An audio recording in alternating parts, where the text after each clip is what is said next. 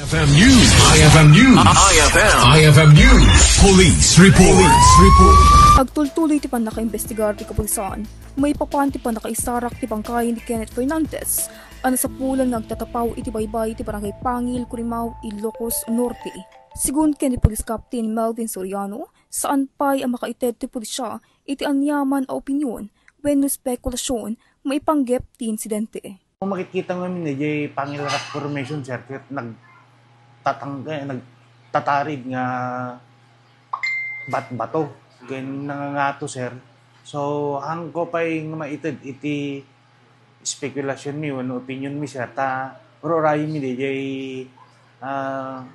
outcome, ano resulta di jay soko, kan jay resultan to di jay autopsy. Na in wayang iti soko matlang iti Ilocos Norte Forensic Unit. Inay na, asaan nga ilaksi dagiti otoridad, iti posibilidad nga adda iti napasamak a foul play, iti daytoy a insidente.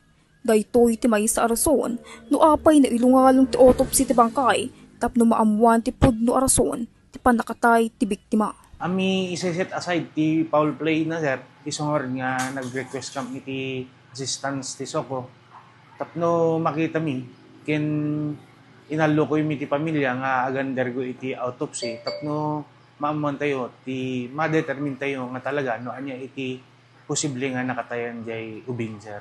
Iti agdama, agtultuloy ti panangurnos ken panangurnong ti ebidensya digiti otoridad, pakairamanan ti panangalat ti testimonya digiti posible a testigo, ken panagkita ti sabalipay a impormasyon, wenno anggulo ang makatulong pay ti investigasyon. Kabayatan na, plano ti pamilya nga ipo-autopsy ti bangkay ti biktima. Kaduak ni Nea Makalma para ti IFM News, idol trainee reporter Naomi Francisco, Tatak IFM. IFM News. IFM News. IFM News. Police Report.